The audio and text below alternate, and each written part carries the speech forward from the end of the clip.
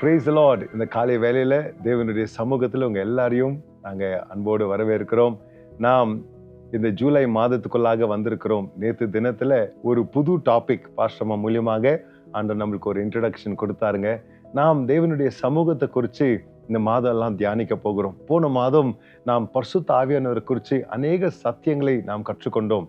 இந்த மாதம் எல்லாம் ஆண்டுடைய திட்டத்தின் பிரகாரம், தேவன் நடத்துதலின் பிரகாரம் தேவனுடைய சமூகத்தை குறித்து நாம் கற்றுக்கொள்ள போகிறோம். இந்த நாட்களில் நான் நிச்சயமா விசுவாசிக்கிறேன், இந்த மாதம் நாம் தேவ சமூகத்தில் காத்திருக்கும் போது, தேவ சமூகத்தை குறித்து நாம் கற்றுக்கொள்ளும் போது, நம்ம ஆவிக்குரிய நிலைமையில ஆண்டவர் நம்மளை ஒரு வேற கட்டத்துக்குள்ளோ, ஒரு டிஃப்ரெண்ட் லெவலுக்குள்ளோ, ஒரு ஸ்பிரிச்சுவல் என்வாயர்மெண்ட்டுக்குள்ளோ ஆண்டவர் நம்மளை கொண்டு போகிறார். ஹல்லேலூயா! எவ்வளோ பேர் விசுவாசிக்கிறீங்க? இந்த காலை வேளையில வாங்க நம்ம வசனத்திலிருந்து சில காரியங்களை நாம் தியானித்து கர்த்தருக்கு நாம் மகிமை செலுத்துவோம்.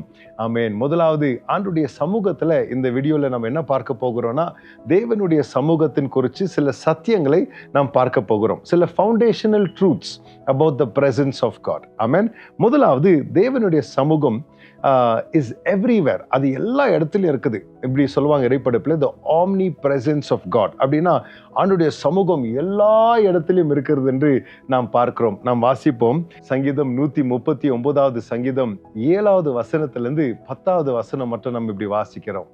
உம்முடைய ஆவிக்கு மறைவாக எங்கே போவேன்? உம்முடைய ஆவிக்கு மறைவாக நான் எங்கே போவேன்? உம்முடைய சமூகத்தை விட்டு எங்கே ஓடுவேன்? உம்முடைய சமூகத்தை விட்டு நான் எங்கே ஓடுவேன்? நான் வானத்திற்கு ஏறினாலும் நான் வானத்துக்கு ஏறினாலும் நீர் அங்கே இருக்கிறீர். நீர் அங்கே இருக்கிறீர். நான் பாதாளத்தில் படுக்கை போட்டாலும் பாதாளத்தில் படுக்கை போட்டாலும் நீர் அங்கேயும் இருக்கிறீர். நீர் அங்கேயும் இருக்கிறீர். நான் விடியற் காலத்து செட்டைகளை எடுத்து சமுத்திரத்தின் கடையாந்திரங்களிலே போய் தங்கினாலும் அங்கேயும் உமது கை என்னை நடத்தும். உம்முடைய கை என்னை நடத்தும். உமது வலது கரம் என்னை பிடிக்கும். ஹல்லேலூயா! ஆண்டவருடைய சமூகத்தை குறித்து எவ்வளோ ஒரு அழகா அவர் எழுதியிருக்கிறாரு பாருங்க. உம்முடைய சமூகம், அதாவது நான் வானத்துக்கு ஏறி போனாலும் அங்க இருக்கப்பா, பாதாளத்துல நான் படுக்க போட்டாலும், இன்னைக்கு ஆண்டவர் உங்களை உற்சாகப்படுத்துறாருங்க. தேவ சமூகம் இல்லாத ஒரு இடம் இந்த உலகத்துல எதுவுமே கிடையாது. நம்ம எங்க இருந்தாலும் தேவன் அங்க இருக்கிறார். ஹல்லேலூயா! அதுக்கு தான் அவர் சொல்றாரு, உங்களை நான் கைவிடுகிறது இல்லை, உங்களை நான் தனிமையா அனாதைகளா நான் விடுகிறது இல்லைன்னு. ஏன்னு பாத்தீங்கன்னா, அவர் சமூகம் எங்க போனாலும் தேவ சமூகம் நம்மளோட இருக்குதுங்க. ஹல்லேலூயா! இன்னைக்கு ஆண்டவர் உங்களை உற்சாகப்படுத்தி கொண்டிருக்கிறார். யாருமே நீங்க தனிமையா இல்லை, யாருமே உங்களை பார்க்கல, யாருமே என் கூட இல்லைன்னு நீங்க நினைக்காதீங்க.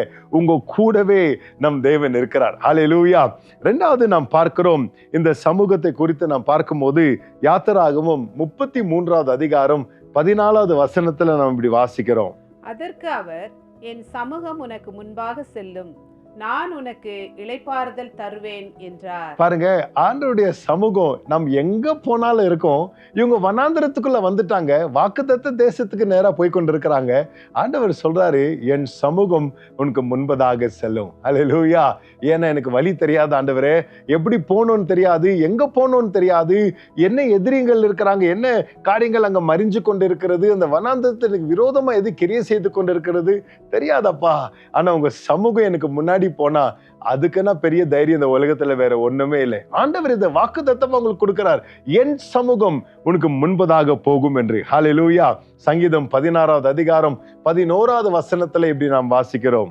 ஜீவ மார்க்கத்தை எனக்கு தெரியப்படுத்துவீர், உம்முடைய சமூகத்தில் பரிபூர்ண ஆனந்தமும் உம்முடைய வலது பார்சத்தில் நித்திய பேரின்பமும் உண்டு. அவருடைய சமூகத்துல பரிபூர்ண ஆனந்தமும் நித்திய பேரின்பமும் உண்டு. ஹல்லேலூயா! தேவனுடைய வசனத்திலிருந்து சமூகத்தை குறித்து சத்தியங்களை நாம் பார்த்து கொண்டிருக்கிறோம். ஆண்டுடைய சமூகம்னா என்னங்க? தேவ சமூகம்னா எல்லா இடத்துல இருக்கிற தேவ சமூகம் இல்லைங்களா? தேவ சமூகம் என்னதுங்க? நாம் எங்க போனாலும் அந்த சமூகம் அங்க இருக்கும். அந்த சமூகம் நம்மளை விட்டு விலகாத ஒரு சமூகமா இருக்கிற சத்தியத்தை நாம் பார்க்கிறோம். ரெண்டாவதாக நம்ம பார்த்தோம், அந்த சமூகம் நம்மளோடவே வரும், நம்ம முன்னாடியும் போகும் நம்ம பார்க்கிறோம். Praise the Lord. மூன்றாவதாக பார்க்கிறோம், அந்த சமூகம் இருக்கிற இடத்துல நித்திய ஆனந்தமும் நித்திய பேரின்பங்களும் தேவன் நம்மளுக்கு கொடுக்கிறவரா இருக்கிறார். சமூகம் இருக்கிற இடத்துல எப்பொழுதும் சந்தோஷமோ ஒரு விடுதலையோ இந்த நாட்கள் உங்க வீட்டில் அப்படியே நடக்குவதாக. ஹல்லேலூயா! தேவ சமூகத்தை நீங்க பிராக்டிக்கலா அனுபவிக்கணுங்க. தேவ சமூகத்துல நீங்க காத்திருக்கும் போது அந்த சமூகத்தின் அனுபவம், அந்த சமூகத்தின் சந்தோஷம், அந்த சமூகத்தின் ஆனந்தம், அந்த சமூகத்தின் நித்திய பேரின்பங்கள் இதெல்லாம் ஆண்டவர் உங்களுக்கு கொடுத்திருக்கிறாருங்க. ஹல்லேலூயா! அந்த சமூகத்தின் அனுபவம் நம்மளுக்கு உண்டாகுவதாக. கிறிஸ்துவ வீட்டுகளை துக்கமும் கோபங்களும் சண்டைகளும் வெறுப்பும் எல்லாமே விதமான வேதனைகளும் காணப்படக்கூடாது. தேவனுடைய சமூகம் அந்த இடத்துல இருக்கும் போது அங்க விடுதலை உண்டு. அந்த சமூகம் இருக்கிற இடத்துல தேவ சந்தோஷமும் ஆனந்தமும் உண்டு. ஹல்லேலூயா. டிவி அந்த ஆனந்தம் கொடுக்க முடியாது இல்லைங்களா? சீரியல் செட் அந்த ஆனந்தம் கொடுக்க முடியாது. வேற எந்த காரியங்களும் பார்த்தீங்கன்னா அந்த ஆனந்தம் நம்ம வாழ்க்கையில கொண்டு வர முடியாது. தேவ சமூகத்துல இன்னைக்கு இருக்கிறது. இது வெறும் வார்த்தைகள் மாத்திரம் இல்லை, இது ஜீவ வார்த்தையா இருக்கிறது. இந்த வார்த்தையை நீங்க விசுவாசிக்கும் போது அந்த வார்த்தை ஜீவனோடு செயல்படுதாக இருக்குதுங்க.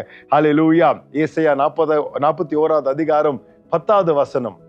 நீ பயப்படாதே, நான் உன்னுடனே இருக்கிறேன். நீ பயப்படாதே, நான் உன்னோடு இருக்கிறேன். திகையாதே, நான் உன் தேவன். திகையாதே, நான் உன் தேவன். நான் உன்னை பலப்படுத்தி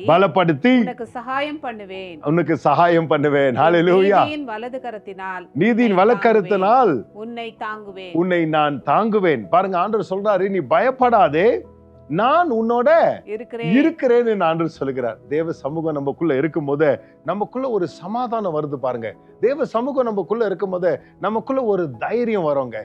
தேவ சமூகம் நமக்குள்ள இருக்கும் போது ஆண்டவர் சொல்றாரு, நீ பயப்படாதே, உன்னை நான் என்ன பண்ணுவேன், தாங்குவேன் சொல்றாரு. உனக்கு நான் உதவி செய்வேன் ஆண்டவர் சொல்றார். நீதியின் வலக்கரத்தால் உன்னை நான் தாங்குவேன், உன்னை நான் தப்புவிப்பேன்.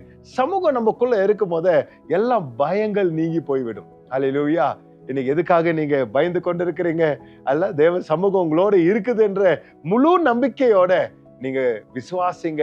நீங்க ஆண்டவருக்கு உங்களை ஒப்பு கொடுங்க. உங்க சூழ்நிலைமைகள்ல தேவ சமூகத்தை நீங்க காண்பீங்க. ஹல்லேலூயா. கடைசியாக நம்ம பார்க்கிறோம் 1 கொரிந்தியர் 3வது அதிகாரம் 16வது வசனம். நீங்கள் தேவனுடைய ஆலயமாய் இருக்கிறீர்கள் என்றும் தேவனுடைய ஆவி உங்களில் வாசமாய் இருக்கிறார் என்றும் அறியாதிருக்கிறீர்களா? ஹல்லேலூயா. நீங்கள் தேவனுடைய ஆலயமாய் இருக்கிறீர்கள் என்றும் தேவனுடைய ஆவி உங்களில் வாசமாய் இருக்கிறார் என்றும் அறியாதிருக்கிறீர்களா? எவ்வளவு பேர் விசுவாசிக்கிறீங்க இந்த காலை வேளையில? தேவனுடைய ஆவி உங்களுக்குள்ள வாசமா இருக்கிறது, தேவனுடைய சமூகம் உங்களுக்குள்ள வாசமா இருக்கிறது என்று. ஹல்லேலூயா.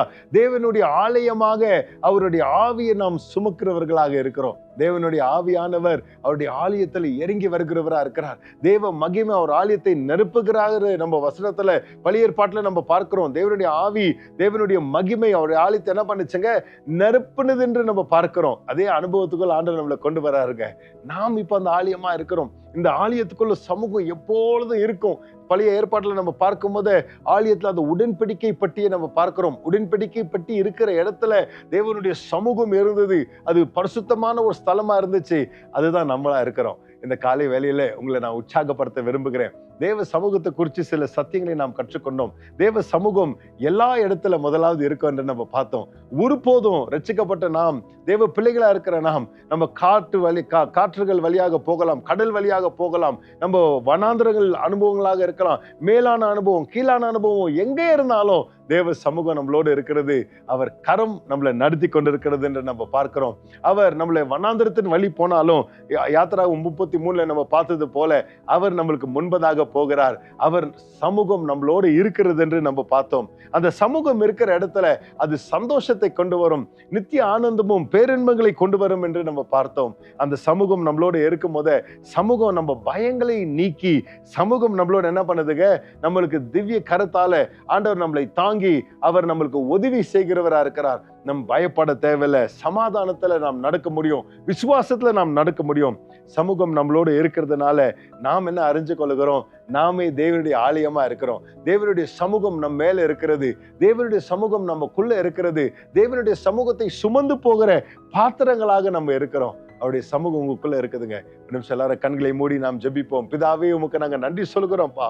இந்த காலை வேளையில ஆண்டவரே ஜூலை 2ஆம் தேதி உங்களுடைய சமூகத்தை குறித்து நாங்க பார்த்திருக்கிறோம்ப்பா.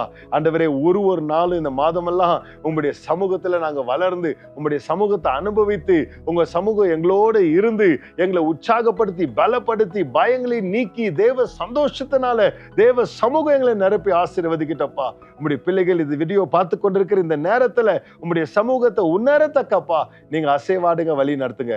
உமக்கே துதிகன மகிமை உண்டாகட்டும். இயேசுவின் மூலம் ஜெபிக்கிறேன் பிதாவே. ஆமேன், ஆமேன். கர்த்தர் எல்லாரையும் ஆசீர்வதிப்பாராக. தேவ சமூகத்தை உணர்ந்து நாம் தேவ சமூகத்திலே வாழ்வோம். கர்த்தர் உங்களோடு இருப்பாராக. ஆமேன்.